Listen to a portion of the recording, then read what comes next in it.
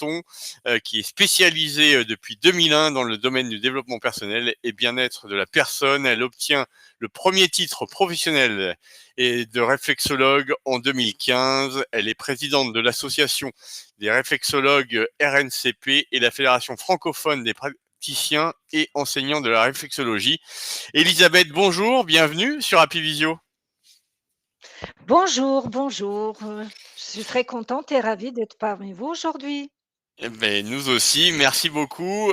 Nous sommes en direct et nous allons pouvoir dans quelques instants mettre en place ce rendez-vous. Je vous propose tout de suite de mettre votre présentation en place et puis nous allons débuter. Les quelques personnes qui nous rejoignent encore, vous êtes les bienvenus sur ce webinaire organisé bien sûr par l'AMCA, donc l'Agence des médecines complémentaires adaptées, ainsi que Happy Visio. Je vous laisse, Elisabeth, vous présenter à nouveau succinctement et puis surtout débuter ce rendez-vous avec 1 heure de durée normalement. Oui, merci. Eh bien, cette conférence est organisée en collaboration avec l'Agence sur les médecines complémentaires et le club, Sarkane, en fait, de la MCA. On ouvre la première série de ces animations et ces événements intéressants pour faire découvrir différentes pratiques, différentes disciplines, dans cet échange en lien avec ces pratiques dites, bien-être, et prévention à la santé. Donc j'ai l'honneur et le plaisir de démarrer ce cycle de conférences avec, la réflexologie que j'exerce depuis presque 30 ans. J'ai démarré, vraiment en 98, donc ça fait un petit bout de chemin et j'ai tout consacré pour, faire reconnaître ces disciplines, qui est mon deuxième métier, du fait que le premier c'est criminologue, mais on retrouve, les réflexes qui sont un peu point commun dans tous ces pratiques.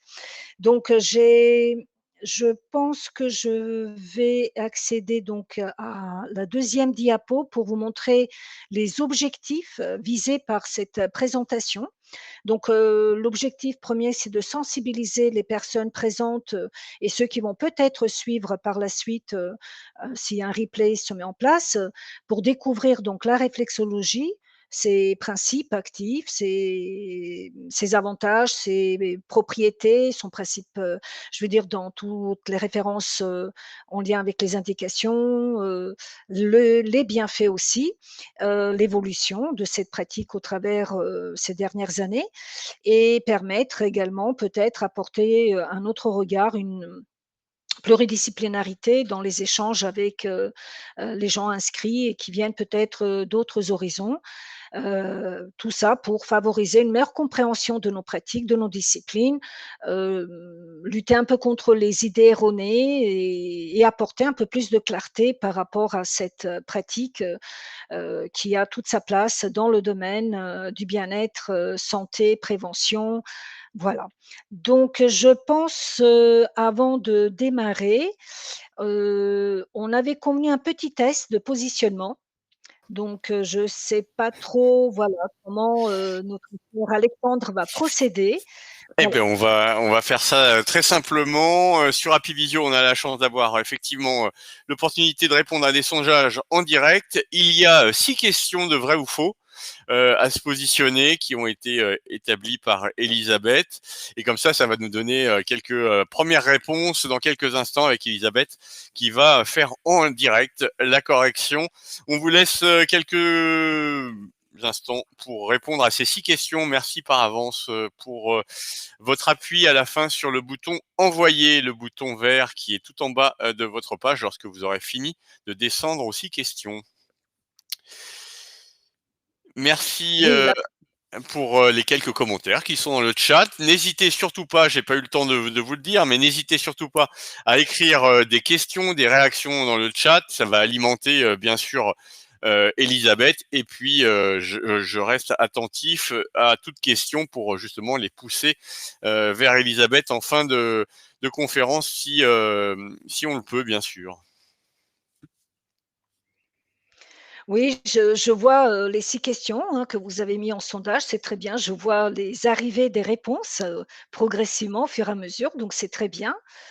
Alors ne sachant pas le oui. on a une petite jauge, donc on laisse encore quelques instants et puis, je vais vous dire, Élisabeth, quand on aura figé les résultats, on laisse aussi les arrivants, nouveaux arrivants, nous rejoindre, on les salue et on, leur propose tout de suite de se mettre au travail avec, donc ce sondage, qui est plutôt sur la partie gauche de l'écran et qui va vous permettre, de répondre à ces 6 questions vrai-faux.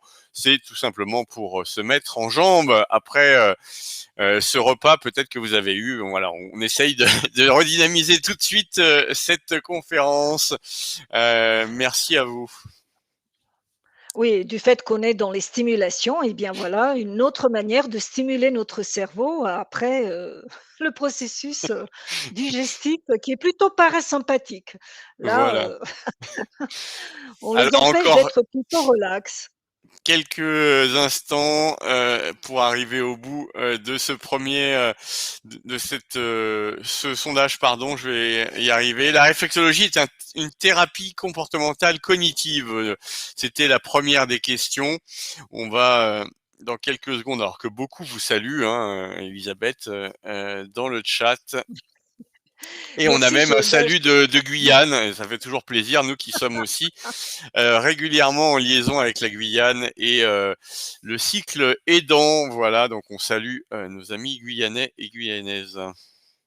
oui, ben, de même, voilà, je fais un bonjour à tout le monde. Je n'ai pas l'accès de voir qui participe, mais je remercie à tous les organisateurs et tous les participants qui sont présents aujourd'hui pour, voilà, qu'on échange cette belle aventure Allez, on passe ensemble. à la correction. Merci pour vos réponses. Alors, la première question, la réflexologie est une thérapie comportementale cognitive. On a plutôt du faux qui est majoritaire sur cette première question. Alors, est-ce que vous voulez qu'on corrige à chaque fois une à une, peut-être? Comme ça sera Oui, plus on peut simple. dire ça tout de suite. La bonne Oui. réponse est faux. Ah, Ça veut dire que la réflexologie n'est pas une thérapie comportementale cognitive. très bien. Merci. La réflexologie est plurielle. Là, il y a un massif vrai à 67%. Est-ce que vous êtes bien d'accord avec la majorité? Tout à fait. Ils ont très bien répondu, ceux qui ont dit vrai. Elle est plurielle, en Bon, effet. super. Merci. La troisième question. La réflexologie est une technique de soin au sens médical du terme. Là, on a un faux aussi majoritaire à 62%. Est-ce que on est toujours dans le vrai? C'est le cas de le dire. C'est vrai, c'est vrai, il fallait répondre faux. Faux, voilà, tout Donc à ceux fait. qui ont répondu faux, c'est bon. Merci. La réflexologie est une pratique de prévention et du bien-être. Là, il y a que du vrai. Bravo. Je pense qu'on se trompe pas. Eh bien, c'est tout à fait vrai et Voilà. bravo pour tous ceux qui ont répondu comme ça. C'est très bien. La cinquième réponse. La réflexologie peut être appliquée auprès de personnes atteintes de phlébite. Là, il y a un petit peu plus partagé, mais on a quand même une majorité très forte de faux. Et ils ont raison, c'est une contre-indication et on ne peut pas, proposer la réflexologie auprès des personnes atteintes de phlébite. Donc il fallait répondre faux. C'est très bien. Parfait, merci à vous. Et la dernière, la réflexologie est une pratique manuelle qui repose sur un postulat et une recherche empirique. On a là aussi une majorité très nette quand même sur le vrai. Je pense que vous êtes C'est la d'accord? bonne réponse. Bon, bah bravo. C'est la bonne réponse. Merci aux personnes connectées qui ont joué le jeu et on vous remet tout de suite votre présentation pour que vous puissiez repartir sur ces différents retours. Voilà, merci à vous. Merci bien, merci bien. Bon, bah, je constate qu'il y a quand même, plutôt des réflexologues, qui ont pu répondre, comme ça assez significativement. Alors si je descends, voilà, après le sondage, voilà. Donc quels sont les principes, les 6 principes à retenir, selon, ce que l'agence, MCA nous a demandé? Voilà les 6 principes peut-être à noter, pour ceux qui ne connaissent pas ou ceux qui le connaissent, ça peut que la répétition induit trace, renforce et consolide une connaissance. Eh bien, oui, la réflexologie est une pratique manuelle de prévention, bien-être, efficace pour tout ce qui est gestion stress et troubles associés. Ça, c'est vraiment la définition dans le cadre des champs d'intervention qu'il faut bien retenir. Donc, une pratique de prévention et du bien-être. Elle est plurielle, en effet, parce qu'elle peut être proposée selon, bien sûr, les demandes des personnes et selon les possibilités à accéder à ces extrémités du corps au niveau des pieds, mains, visage, oreilles. Pour cela, on dit qu'elle est plurielle. Elle peut être pratiquée et il y a certains courants qui le combinent. Et on peut dire que la réflexologie, elle se base sur, un postulat, une hypothèse, qui date depuis, pas mal d'années et comme, quoi sur les extrémités du corps, pieds, mains, visage, on retrouve, le corps miniature projeté et projeté sur ces localités sous forme de références, de ressources qu'on appelle les zones réflexes et ces zones réflexes, qu'on stimulées, ont des actions précises sur le système nerveux et indirectement sur le système hormonal. Donc, en effet, la stimulation réflexe est une action très précise, répétitive, cadencée, manuelle ou instrumentale ou thermique, aux fonctions quels sont les outils qui sont utilisés pour aborder la stimulation de ces zones réflexes et qui est appliquée sur des pieds, mains, visage. En règle générale, même s'il y a d'autres au niveau des oreilles, au niveau du dos, voilà. Et l'objectif de cette stimulation, c'est induire une référence, c'est induire un certain programme d'action qui est en lien avec cette stimulation plutôt des terminaisons nerveuses locales et afin d'envoyer des informations au système nerveux central, périphérique pour réguler et augmenter une capacité d'autorégulation, d'adaptation de ce système réflexe du métabolisme. Donc, elle est étroitement en lien avec la stimulation nerveuse. C'est vrai qu'il y a des courants qui sont aussi d'approche asiatique, énergétique, mais ça, voilà, on verra si besoin. On a focalisé l'attention sur le mode occidental, neurophysiologique, pour mieux comprendre ce qui se passe quand on aborde la stimulation réflexe. Euh, vous avez compris, c'est le système nerveux, du fait que c'est le premier système qui est impacté par le stress et par la stimulation de ces terminaisons nerveuses, on peut apporter une régulation réflexe de ces influx nerveux qui, sous l'emprise du stress, sont plutôt sous l'emprise de l'activité du système sympathique ou orthosympathique, celui qui accélère les fonctions vitales du corps et qui influence les rythmes assez stimulantes de nos organes et de nos glandes. Et donc, l'approche de stimuler les zones réflexes dans le cadre d'autoréguler le système nerveux, c'est plus de réduire cette surcharge de stimulation sympathique afin de baisser ces ondes bêta du cerveau, induire des ondes plutôt alpha, donc plus relaxantes, et bien sûr solliciter un peu plus le système nerveux parasympathique, qui est celui qui nous permet la récupération et la restauration de nos fonctions. Donc, en gros, c'est vrai qu'il y a beaucoup de choses qui circulent autour de la réflexologie, des idées, ce qu'on appelle reçues, mais qui peut être erronées. Donc, on va essayer de vous éclairer, parce que la connaissance, libère, l'ignorance et sous l'ignorance, eh bien, on peut, cultiver plutôt, des idées, un peu erronées.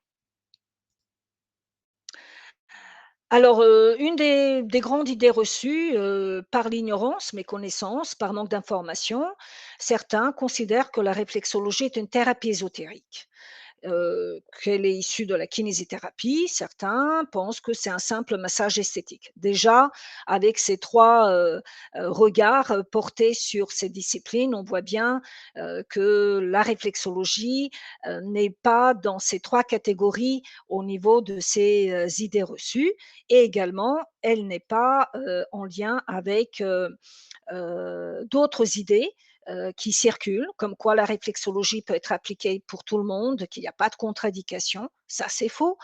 Qu'elle peut être pratiquée, aussi exercée par tout le monde et qu'on n'a pas besoin d'être, un professionnel reconnu, ça aussi c'est faux, même si malheureusement il y a beaucoup qui s'autoproclament, autodidactes en tant que réflexologues et que ça peut en effet nuire ceux qui sont vraiment, engagés professionnellement dans cette, activité et que l'apprentissage est facile et ne nécessite pas de formation. C'est vrai qu'il y a certains, en lisant un livre sur la réflexologie, en utilisant une cartographie des zones réflexes, peut s'approprier cette référence et se auto-déclarer en tant que réflexologue du fait qu'il n'y a pas de réglementation, qui, justement cadre ce métier et de ce fait, ça peut aussi, cultiver, ces idées, qui sont plutôt, issues des méconnaissances et d'ignorance de ce qui est vraiment et réellement sur le terrain aujourd'hui autour de cette pratique. Alors, suite à ça, on va essayer de retenir, au moins éclairer, en vous donnant quelques informations qui sont plutôt justes, en disant que la réflexologie est une discipline, une pratique, à part entière, même si il y a des professionnels qui l'exercent en complémentarité de leur activité principale. Alors là, ils vont l'exercer sous forme d'une compétence, annexe, secondaire. Mais il y a beaucoup de professionnels qui exercent la réflexologie en tant que discipline à part, en tant qu'un vrai métier. Et cette discipline, elle a son propre histoire, ses propres évolutions, ses propres techniques, méthodes et courants de pensée. Ces racines, on les trouve en effet dans des massages ancestraux, donc dans toutes les traditions empiriques des grandes, systèmes de santé, médecine chinoise, tibétaine, ayurvédique, égyptienne et cetera. Elle était longtemps pratiquée justement dans ces continents.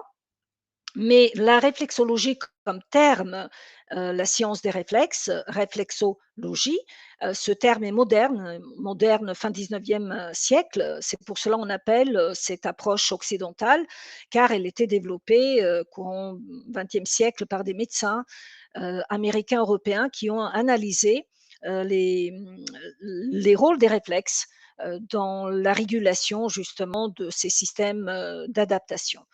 Donc, aujourd'hui, on peut dire que la réflexologie est une pratique, du bien-être par la relaxation physique et la détente libératrice du stress. Ça, c'est déjà dans la loi indiqué, heu, quand il y a eu, des présentations, pour, les thérapies manuelles, surtout le champ d'intervention des kinésithérapeutes, il y a eu plus ou moins définition de ces pratiques dites de relaxation donc à visée non thérapeutique, dont la réflexologie fait partie et qui, de ce fait, est une pratique bien-être qui permet, justement, la détente et la libération du stress. Donc, en effet, la réflexologie, même si elle apporte du bien-être aux gens, elle a quand même, ses limites, hein. Il y a des contre-indications qu'il faut savoir respecter. Tout ce qui touche, phlébite, thrombose, tous ces problématiques, inflammatoires, avec, des pathologies lourdes, cardiovasculaires, également le diabète grave, une hypertension importante, les premiers 3 mois de grossesse, certains cancers et cetera. Liste non exhaustive, mais déjà, si vous retenez, ces contre-indications, c'est déjà, très bien.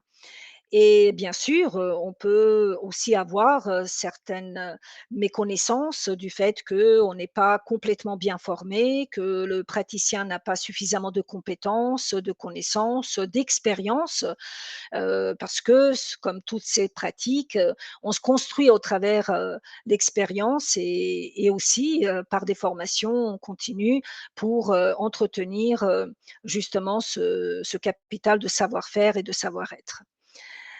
Hem, si je poursuis, voilà, en gros, de quoi parlons-on, vraiment par rapport à la réflexologie? Pour conclure, la définition générale c'est que c'est une pratique donc dite manuelle de relaxation qui repose sur ce postulat, que chaque organe, partie du corps, fonction, glande et cetera, on peut trouver sur ces correspondances des extrémités du corps où se situe justement une concentration des terminaisons vasculaires et pas seulement nerveuses, mais toutes les terminaisons vasculaires et neuromusculaires au niveau des pieds, mains, visage, oreilles, d'où aussi cette richesse de ces influx nerveux qui véhiculent au travers tout le corps et qui sont aussi commandités par la centrale au niveau du cerveau et tout le système nerveux, pas seulement somatique au niveau de l'appareil locomoteur, neurovégétatif en lien avec le fonctionnement viscéral, sympathique, parasympathique. Donc on voit bien l'importance, encore une fois, du système nerveux qui ne fonctionne pas tout seul. Il a tous les autres systèmes qui l'aident, mais davantage celui qu'on appelle hormonal. Donc on voit bien que l'apport de cette approche neurophysiologique, elle est aussi intéressante dans la compréhension, on va dire, française. Et bien sûr, la répétition selon la loi de 46, vous voyez, c'est un décret qui était passé il y a longtemps, et surtout l'arrêté de 96, heu, mentionne que la réflexologie faisant partie de la grande famille de relaxation, elle est un massage bien-être qui permet justement de travailler tout ce qu'aujourd'hui on appelle la gestion du stress et les troubles associés. Et bien sûr, elle ne peut pas être assimilée à des soins médicaux ou de kinésithérapie. Voilà. La suite, donc quelles sont les définitions clés qu'on peut retenir? C'est une pratique manuelle dans le champ bien-être, dans le champ de la prévention. Elle vise, justement la prise en charge globale, une approche, on va dire, holistique. Donc on prend la personne en charge dans sa globalité, dans tout son fonctionnement. C'est une approche également complémentaire, comme je l'ai dit tout au début, qu'elle peut s'exercer à titre à part, comme une discipline à part, un vrai métier. J'exerce depuis, voilà, plus que 25 ans, que la réflexologie et elle peut être également, pluridisciplinaire, complémentaire, et on les voit bien dans le suivi médical ou paramédical, dans les soins de support ou de confort, dans tout ce qui est, accompagnement des prises, en charge des personnes, fragiles, et cetera et il y a aussi, des professionnels qui l'exercent en complémentarité, mais là, on parlerait plutôt comme une pratique de réflexologie et pas forcément comme un vrai métier exercé par des réflexologues. Hem, Elle est une pratique de care, prendre soin. Donc, en effet, elle s'articule avec le cure, dans le soin, mais dans le care aussi. Donc cette, prévention et cette prise en charge, qui nous permet d'être dans cette démarche de la prévention. Prévention avant que la personne, déclare des troubles ou tombe malade, prévention pendant, quand il y a des troubles qui s'installent et qui peut aggraver son état basculant vers, justement des maladies et prévention après dans l'accompagnement, en soutien, de capital santé, en soutien de ces soins de support et de confort, en coopérant avec, le corps médical et cetera. Donc, c'est vrai, une pratique qui est entre les 2. Elle est autant dans le bien-être, autant dans la construction, du soin qui peut être personnalisé et ça suit un petit peu les 3 phases du stress. Entre la phase d'alarme, la phase de résistance et la phase d'épuisement, on voit bien que la réflexologie, dans le cadre de la prévention, elle peut tout à fait répondre, en prévention pour mieux gérer le stress et être moins impacté dans cette première phase au niveau de phase aiguë du stress. Dans la prévention, dans la phase de résistance au stress, par rapport à toute la prise en charge des troubles fonctionnels qui se chronicisent du fait que le stress s'installe et la personne perd un peu ses moyens d'autorégulation et d'adaptation par rapport à ces tensions nerveuses qui vont justement, augmenter, des troubles fonctionnels et qui, si eux, ils sont pas pris correctement en charge, et bien basculer dans ces troisième phases du stress dite épuisement et là, en effet, on rentre dans des, pathologies, dans des maladies qui peuvent être graves et là, la réflexologie dans la prévention peut être aussi intéressante en tant que soin de support et de confort. Et elle est également aussi une pratique de soins relationnels. On construit une démarche, relationnelle avec, les personnes, qui viennent consulter, les réflexologues. Elle a toute donc, sa légitimité d'être une pratique, de prendre soin et de prendre soin mutuel, aussi parce que le réflexologue, il exerce certes tout seul, mais il doit être entouré par des équipes de collaboration diverses et variées en fonction des besoins des personnes, parce qu'on a nos limites et il y aura des clients bon, qu'on ne pourra pas accompagner que par la réflexologie. Donc, le réflexologue doit construire aussi une relation professionnelle autour de son environnement professionnel, avoir une équipe de collaborateurs, des médecins, des kinés, des psychologues, des psychiatres, des sophrologues et d'autres praticiens qui sont importants dans la prise en charge de la personne. Et comme ça, on crée cet espace relationnel, non seulement la relation avec lui-même en tant que professionnel, dans l'éthique, dans la déontologie, dans le respect d'exercice de ce métier, mais également dans la relation à l'autre, dans la prise en charge de la personne et dans la relation avec son environnement professionnel aux fonctions des relations qu'il cultive avec d'autres équipes professionnelles pour une meilleure prise en charge de ces personnes qui viennent consulter. Je vois la suite. Alors, est-ce que je suis bien passée? Je n'ai pas les mêmes références d'affichage, donc désolée, je reprends où je me suis arrêtée. Voilà, le soin relationnel. Si on peut, expliquer un petit peu mieux ce qui est le réflexologue, donc déjà le réflexologue, c'est le professionnel qui exerce la réflexologie en tant qu'un vrai métier, dans le domaine bien-être, dans le domaine, de la prévention, pour le mieux-être, pour le soutien capital santé. Et notre pratique se base sur, améliorer ou apporter, la capacité d'autorégulation réflexe du corps.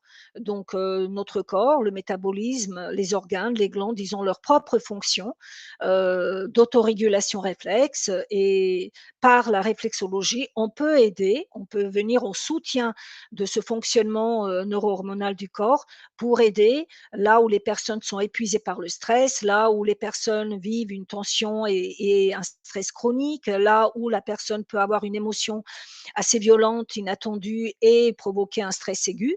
Donc on voit bien que le réflexologue a un rôle intéressant de jouer pour aider que la personne puisse maintenir une capacité d'autorégulation en agissant justement sur ses propres fonctionnements, système nerveux et hormonaux afin de rétablir cette fonction. La fonction de la survie, la fonction de la vie, toutes ces fonctions, dans le corps, eh bien, elles maintiennent cet équilibre. Donc on peut dire que, la réflexologie permet de maintenir, d'entretenir, de restaurer, d'améliorer cet équilibre fonctionnel du métabolisme, qui est important pour, la bonne santé de la personne. Et en effet, les premiers déséquilibres, eh bien, on voit bien, ce que ça apporte, par la suite au niveau des troubles et des maladies.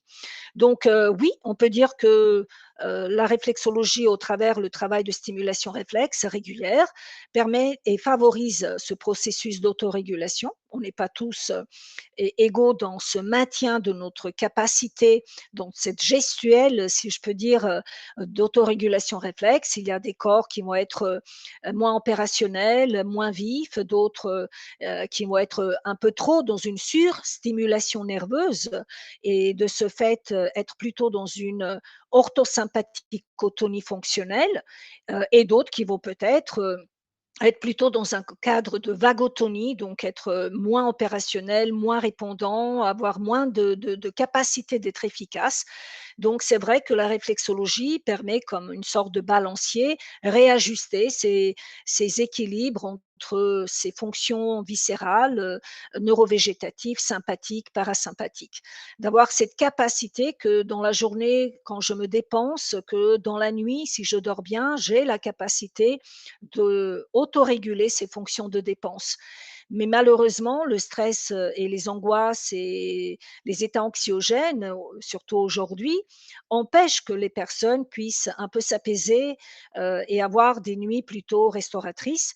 Souvent, ils se réveillent déjà encore fatigués et chaque jour apporte son lot et tous ces mécanismes des vrais mécanismes neurofonctionnels, neurohormonaux, neurovégétatifs, neurovasculaires, risquent avec le temps, d'être, agités et perturbés. Ça veut dire déséquilibré, ce fonctionnement, qui est tout à fait naturel, qui respecte les rythmes de chacun et c'est là aussi que le réflexologue, en connaissant un peu tous ces fonctionnements, du métabolisme, il peut tout à fait adapter, ses séances, en fonction des rythmes de chacun et même si la réflexologie s'adresse à tout public, on a quand même des fragilités qu'il ne faut pas négliger. On ne va pas aborder de la même manière, les enfants, ou les personnes âgées ou une femme enceinte ou des personnes malades ou des personnes avec un handicap.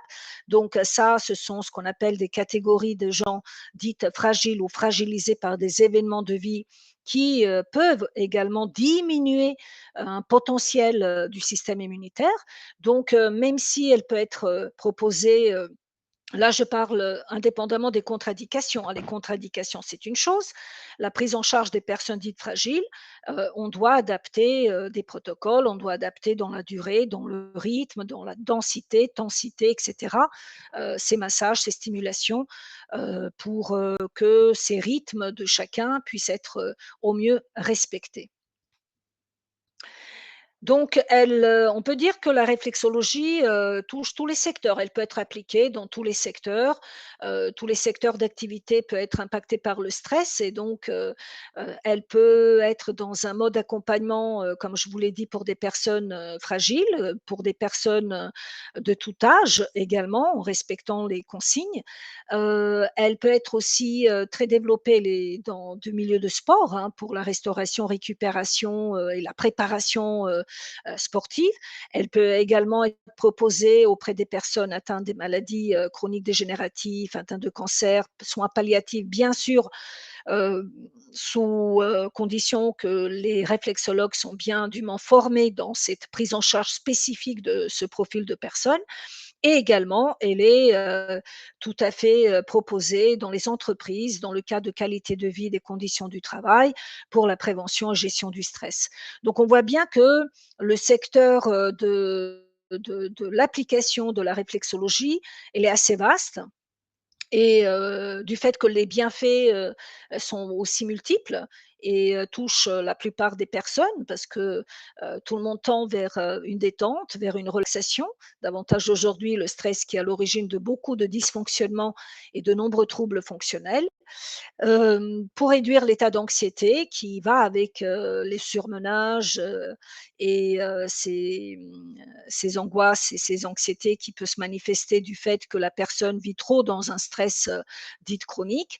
Diminuer, soulager les douleurs, réguler tout le fonctionnement du système nerveux hormonal, neurovégétatif, métabolique, relancer cette microcirculation, voilà, tout ce qui peut être, impacté par, une mise en tension nerveuse eh bien, toutes ces fonctions, elles peuvent être entretenues, maintenues, améliorées, soulagées, heu, par, les stimulations réflexologiques afin de maintenir, entretenir, favoriser justement toujours cet équilibre, du métabolisme, cet équilibre du fonctionnement entre nos dépenses et nos ressources de récupération-restauration. Parce que si on est trop dans les dépenses, impacté par un stress, qui induit encore plus, des accélérations des rythmes, eh bien, on va épuiser au fur et à mesure, nos ressources, de restauration, de récupération. On va les amoindrir parce que, elles vont aussi être impactées par l'usage, de la physiologie qui résiste à ce stress. Mais si en plus on n'a plus la capacité, les moyens de se, ressourcer, de rebondir, eh bien en effet, on diminue tout le potentiel, de restauration, de récupération. Ce qui est important, pour, la régulation réflexe. En gros, on a fait un sondage, en 2022 auprès de 150, réflexologues, à la question: «Quel est le profil de clientèle ou la demande, de leur clientèle dans leur cabinet?» Vous voyez bien le pourcentage est très, très élevé, 97,4 pour diminuer et gérer le stress. Donc on voit bien que la réflexologie, du fait qu'elle n'est pas reconnue comme une thérapie et elle n'est pas reconnue dans un domaine, on va dire esthétique, c'est quand même, une pratique, propre à elle-même, qui a ses propres fonctionnements, son propre principe actif. Et je défends toujours cette vision de la réflexologie dans le domaine d'une pratique de prévention et de gestion stress et troubles associés. La preuve, c'est que même auprès de la clientèle qui a été questionnée, 97,4% répondaient pour diminuer et gérer leur stress. Après viennent tous les problématiques en lien avec les troubles du sommeil. C'est un peu normal. Une petite anecdote, dans votre cerveau, vous avez 3 glandes endocriniennes, hypothalamus, hypophyse et la glande pinéale dite épiphyse qui sécrète les hormones du sommeil, la mélatonine. Eh bien, imaginez, vous avez 3 voisins, vous êtes 3 voisins, il y a 2 voisins qui vous encerclent. Hypothalamus et hypophyse sont plutôt des glandes endocriniennes dans l'axe de vigilance, donc très sollicitées quand il y a justement un stress, quand on est mis en tension. Comment vous voulez, avec ces 2 voisins qui font du bruit, parce qu'ils sont tout le temps stimulés, le troisième puisse dormir. En gros, c'est ça. Donc, on voit bien que le sommeil est en lien étroit avec la mise en tension au niveau des ondes bêta, qui sont des ondes qui accélèrent les influx nerveux dans le cerveau. Et quand il y a trop d'agitation nerveuse, c'est normal qu'on ne peut pas retrouver le calme très vite et le sommeil, bien sûr, est moindre qualité.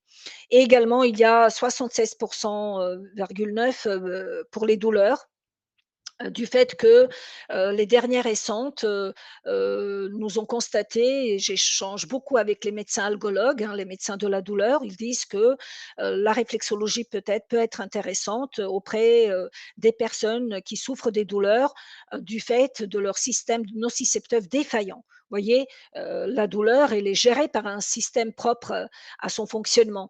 Et il se peut que ces connexions réflexes en lien avec les nocicepteurs pour différentes raisons, hein, pour lesquelles ils ne savent pas encore tout à fait l'origine, mais ils considèrent que peut-être la stimulation réflexologique peut aider ce réseau nocicepteur à se réactiver ou déclencher un peu mieux son fonctionnement. Et 64 14,4 pour retrouver le bien-être et la vitalité. Et en fait, la santé, c'est quoi? La santé, être en bonne santé, c'est être vital, voilà, physiquement, potentiellement vital et vivace au niveau du cerveau. C'est toujours ce que je défends. La vivacité d'esprit et la vitalité du corps, c'est ça qui donne cette impression d'être en bonne santé. Vous avez des personnes qui sont malades, mais qui vont être très vivaces et très vitales. Et vous avez des personnes qui ne sont pas malades, malheureusement, qui n'ont aucune vivacité d'esprit et encore moins une vitalité, pour ne pas dire énergie, du corps pour fonctionner. Alors, on qu'est-ce qui est intéressant de retenir?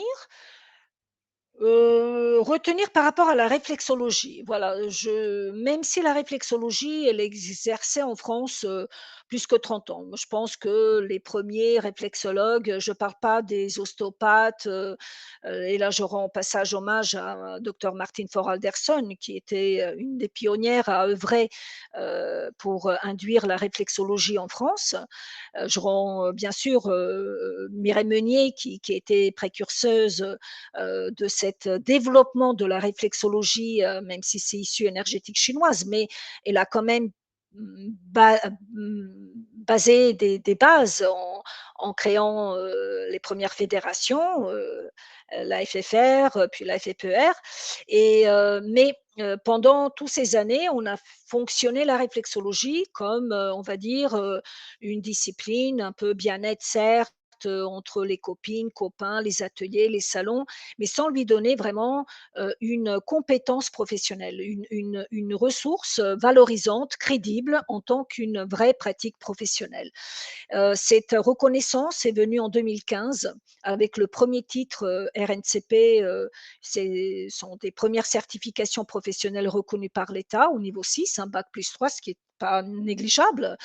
C'est ce premier référentiel métier qui a été fait en 2015 qui a permis que on aborde la réflexologie sous un autre regard, en la considérant comme vraiment une pratique professionnelle et depuis, bon, c'est vrai que, les changements des commissions, France Compétences, ne délivrent plus ces titres du fait que, voilà, il y a trop de disparates, on s'homogénise tout récemment, donc c'est vrai que pendant des années, heu c'était pas quelque chose de très professionnel malgré qu'il y avait un titre professionnel. Et on a œuvré à l'époque, on a quand même une reconnaissance de fiche métier, dans l'ONISEP, hein, dans le secteur professionnel bien-être. On a créé une collégiale des fédérations et des syndicats, de réflexologie en 2022 qui a permis de travailler un premier référentiel métier commun. Voilà, donc ça c'est révolutionnaire parce que pendant des longues années, il n'y avait pas on va dire un esprit collégial ou un esprit collectif pour défendre, la pratique et la vision du métier. Et depuis l'année dernière, cette démarche de normalisation du métier avec AFNOR, qui est en cours. Donc ce sont des démarches qu'on appelle étatiques. Étatiques, ça veut dire ces démarches qui permettent que on peut avancer dans les négociations pour les reconnaissances professionnelles de cette pratique auprès des ministères. Et bien sûr, sans oublier les démarches de la MCA qui œuvrent pour aider que ces disciplines, soient également reconnues, les professionnels avec, dans ces démarches, du bien-être au sens large, hein, selon l'Organisation mondiale de santé. D'où l'importance, de soutenir aussi le combat, de la MCA au travers ses participations, ses sensibilisations qu'on fait, parce que c'est important qu'on puisse avoir également un soutien et surtout que la MSA fait partie de ce comité interministériel d'appui, donc c'est important d'avoir ces appuis par des structures, on va dire, qui sont reconnues également autrement par l'État. Donc, si j'ai bien oui, c'est ça. Alors où nous sommes, aujourd'hui, j'ai déjà pas mal abordé la situation actuelle.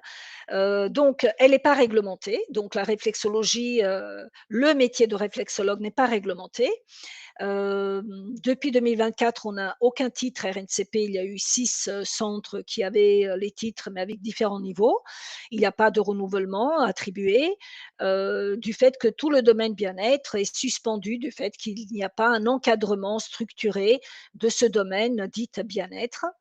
Elle est considérée une pratique complémentaire acceptée, donc des pratiques vertes, par la MCA. Et là, je remercie tout le travail, de l'équipe de la MCA, Véronique Suiza, Alice Varussel et toute l'équipe, qui œuvre à nous faire comprendre, dans notre combat, de crédibiliser ce sérieux de ces pratiques. Bien sûr, il y a la démarche de la norme, qui est en cours sur la qualité de service de réflexologue. Ça va être aussi quelque chose de très intéressant pour tous les réflexologues souhaitant obtenir, justement ce label, cette qualité de service, du réflexologue, peu importe les courants, les techniques, les écoles et cetera. Et elle a toute sa place en tant que pratique complémentaire, dès qu'elle montre une démarche structurée, structurante, donc pratique complémentaire, bien sûr dans le cadre que en l'occurrence, la MCA, œuvre et selon les attentes, ministérielles. Problématiques du terrain, il y en a. Il y en a. Nous avons quand même, quelques problématiques qu'on rencontre sur le terrain, du fait que le métier n'est pas réglementé, les formations sont multiples et diverses et variées. Il n'y a pas un encadrement, commun, et il existe une multitude de pratiques, sans un tronc commun.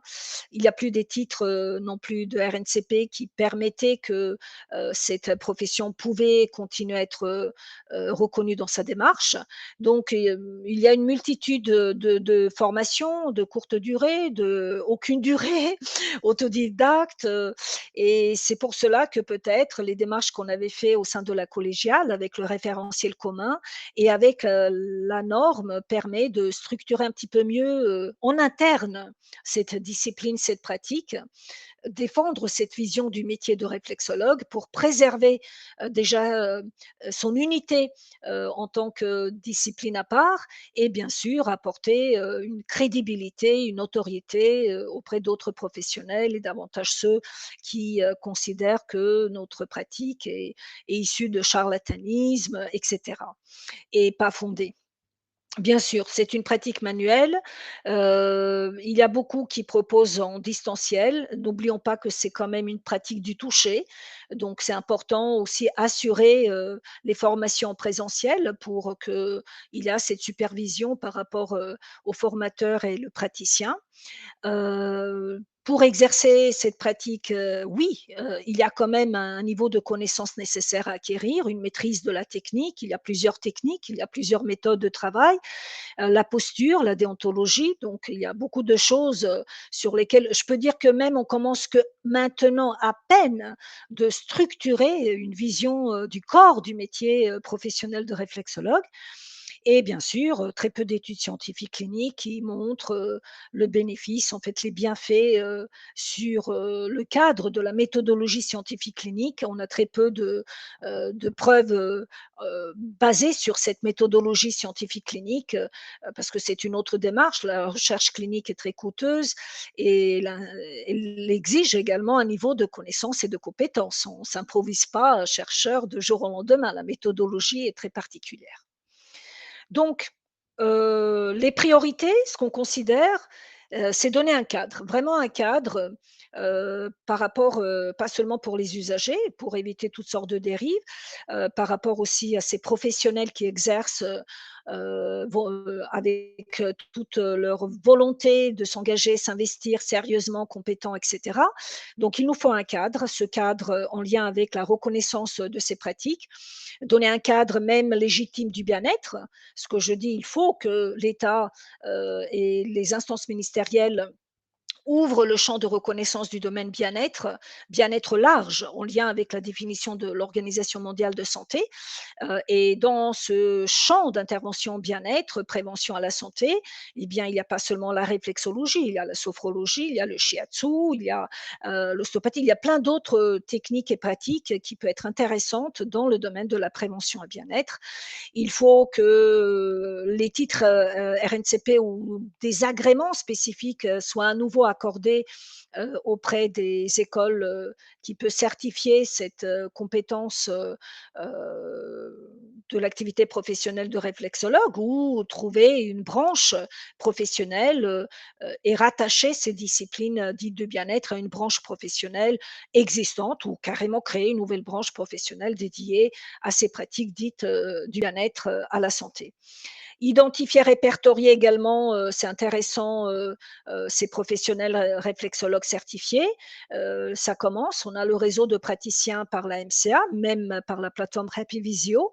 Donc, ce sont des annuaires qui peuvent, tout à fait, distinguer un petit peu les réflexologues, engagés, investis dans la démarche, de ce futur encadrement de ces pratiques et de ces, professionnels, même si on a beaucoup d'annuaires, hein, avec lesquels, nous on fonctionne aussi, mais la multitude de ces annuaires, malheureusement, empêche qu'on a un annuaire qui, peut défendre, une vision, on va dire plus professionnelle et engagée, de ces praticiens. Hem, le réflexologue exerce selon un référentiel spécifique métier, donc ça, c'est très important de savoir parce que c'est grâce à ce référentiel métier qu'on peut faire la distinction entre d'autres praticiens dits de massage bien-être.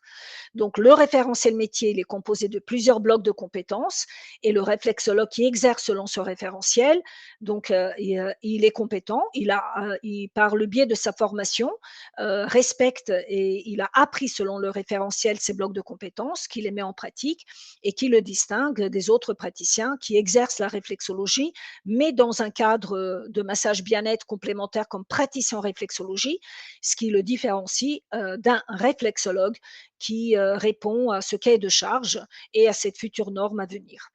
Voilà, et sans oublier que si on veut aller plus loin et si on veut obtenir des reconnaissances, pas seulement professionnelles, mais des reconnaissances à viser ce qu'on appelle médicales ou thérapeutiques pour ceux qui vont aller plus loin, oui, il nous faut également mettre en place des études un peu plus rigoureuses pour démontrer les mécanismes d'action de notre pratique, de son épidémiologie, ses risques.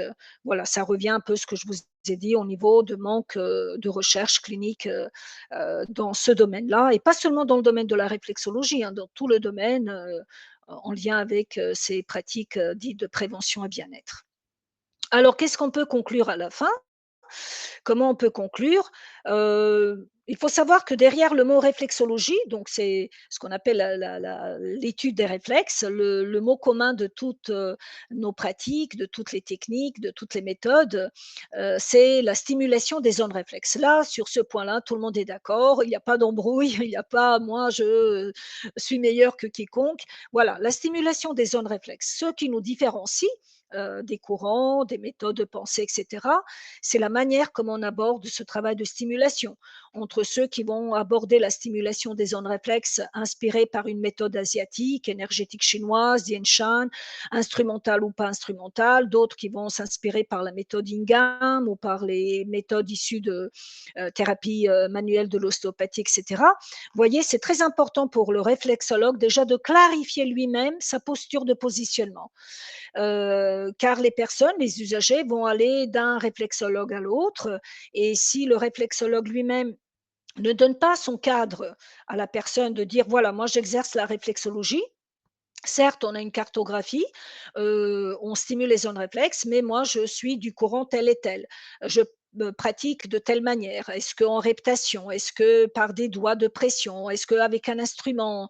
Etc. C'est très important de sensibiliser le public et les professionnels dans la spécificité au travers laquelle le réflexologue va aborder ce travail de stimulation des zones réflexes. Ça, c'est le premier point. Le deuxième point, très important pour la cartographie des zones réflexologiques qui se diffèrent d'une école à l'autre, hein, d'un courant à l'autre, il faut préciser, est-ce que le modèle du corps humain qui a été utilisé pour cette projection sur les pieds, mains, visage a été basé sur le corps debout, comme la théorie des zones de Dr. Fitzgerald, donc on prend le corps debout, ou position assise ou position fétale, il y en a des courants, donc vous voyez, c'est très important de préciser le courant s'il est énergétique, chinois, asiatique ou occidental. Puis après, est-ce que pour le modèle de projection, de stimulation de ces zones réflexes, on a utilisé la projection du corps debout ou assis ou fétal? Donc vous voyez que tout ça, c'est important que d'abord le réflexologue est le premier maillon de sensibilisation, mais avant lui, les centres de formation qui proposent des formations, il faut qu'elles soient aussi claires, définies, pour donner ce cadre de posture éthique et déontologique.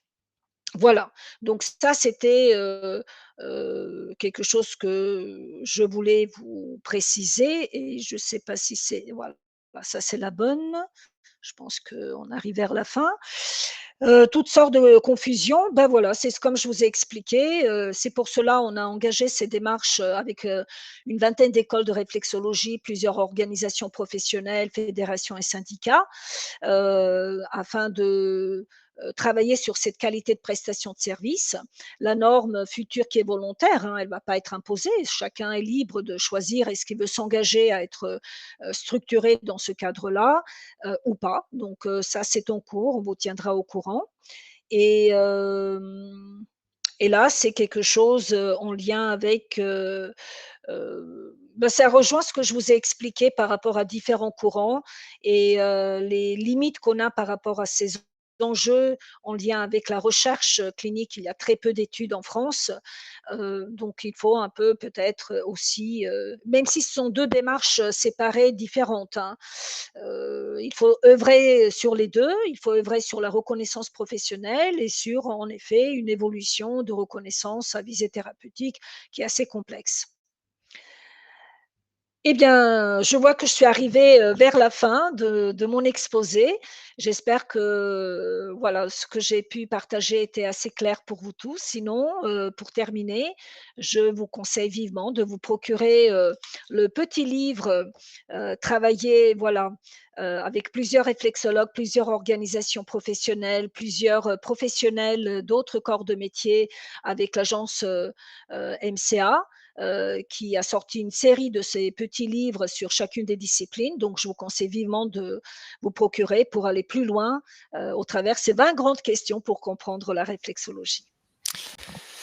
Merci beaucoup Elisabeth, hein, d'avoir pu animé cette conférence durant 7 heures. Je me suis permis de pouvoir remettre justement le lieu où vous pouvez commander les livres qui ont été mis en avant, le site michalon.fr. Pour le reste, je vous propose peut-être de lire une ou deux questions ou réactions qui ont été mises directement dans le chat. Principalement, où en est la démarche AFNOR, ça vous avez pu, je pense, y répondre. Et l'autre question était que faudra-t-il faire pour obtenir la normalisation AFNOR Ah! sur ce thème? Ça doit être peut-être quelqu'un qui n'est pas au courant. En fait, les normes, c'est facile, il faut se rapprocher d'AFNOR et il faut voir avec eux si, vous avez, suffisamment ce qu'on appelle la faisabilité du terrain. Nous, on a eu parce que depuis 2015, on a travaillé au travers ces références étatiques avec les RNCP, avec UNICEP, avec le référentiel commun. Donc, on avait eu beaucoup d'éléments avant et dont AFNOR a considéré que les éléments sont suffisamment crédibles pour qu'on puisse déclencher ces démarches et obtenir, comme les ostéopathes, ils ont une norme sur leur déontologie, les sophrologues, ils ont leur propre norme sur la qualité professionnelle des sophrologues, et ça nous a inspiré, et je pense que les naturopathes aussi. Donc voilà, c'est bien parce que c'est des références qui nous ont permis déjà de nous encadrer, nous, en interne, et que peut-être, une fois que toutes ces pratiques disciplines sont un peu normées, ça veut dire qu'on a un peu nettoyé, drainé un peu les choses qui pouvaient parasiter nos métiers, eh bien, on peut aller peut-être un peu plus loin avec les ministères et essayer de montrer qu'il y a quand même des pratiques disciplines qui méritent d'être reconnues dans le cadre du bien-être à la santé. Merci effectivement pour cette réponse. Alors on a un cas un petit peu plus personnel sur une personne qui est hélas malade d'un cancer et qui est sous traitement chimiothérapie et qui demandait si il existe une contre-indication sur la pratique. Et une autre personne a eu la gentillesse de nous répondre. Est-ce que vous avez un avis par rapport à cette question du traitement chimiothérapie par rapport à la réflexologie?